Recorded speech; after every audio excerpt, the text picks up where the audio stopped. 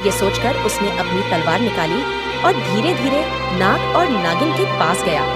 जैसे ही विक्रम ने हमला करने की कोशिश की, नाग ने उसकी ओर देखा और कहा, एक बार की बात है, एक घना जंगल था जिसमें एक सुंदर झील थी।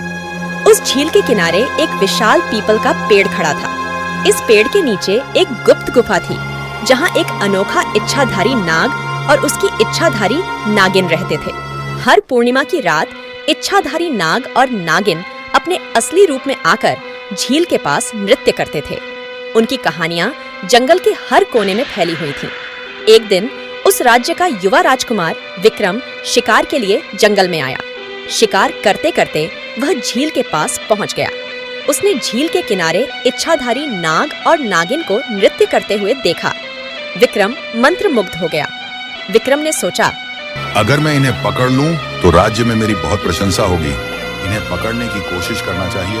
ये सोचकर उसने अपनी तलवार निकाली और धीरे धीरे नाग और नागिन के पास गया।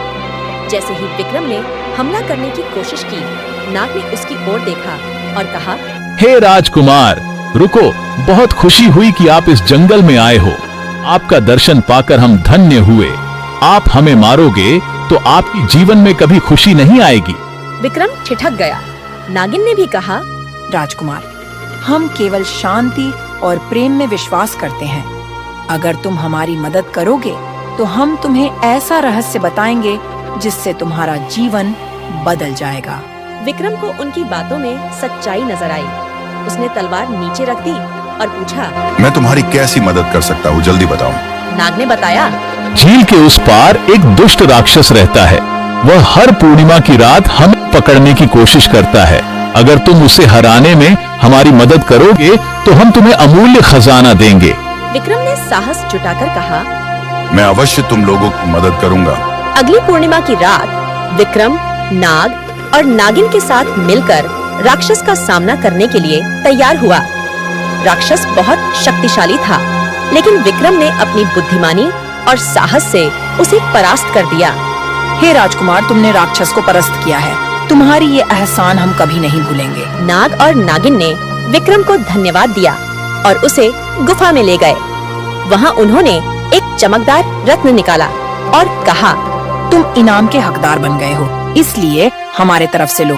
यह चमत्कारी मणि को स्वीकार करो और जब भी तुम्हें मदद की जरूरत हो इसे मसल देना, हम हाजिर हो जाएंगे। विक्रम ने रत्न को अपने पास रखा और वापस महल लौट आया। उसने अपनी प्रजा को अपनी बहादुरी और नाग नागिन की कहानी सुनाई। सबने उसकी प्रशंसा की। कुछ समय बाद राज्य में अकाल पड़ा। विक्रम ने रत्न को मसलकर इच्छाधारी नाग और नागिन को बुलाया। उन्होंने अपनी जादुई शक्तियों से राज्य को पुनः समृद्ध कर दिया। कहानी का यह संदेश है कि सच्ची बहादुरी और निस्वार्थता से हमेशा विजय मिलती है और कभी भी दूसरों की मदद करने से पीछे नहीं हटना चाहिए। हेलो दोस्तों, कैसी लगी ये कहानी? कमेंट कर जरूर बताइएगा और वीडियो को लाइक करें, दोस्तों के साथ शेयर करें और चैनल में नए हो तो चैनल को सब्सक्राइब करना न भूलें। फिर मिलेंगे ऐसे ही मजेदार कहानी के साथ। तब तक के लिए जय हिंद, जय भारत, धन्यवाद।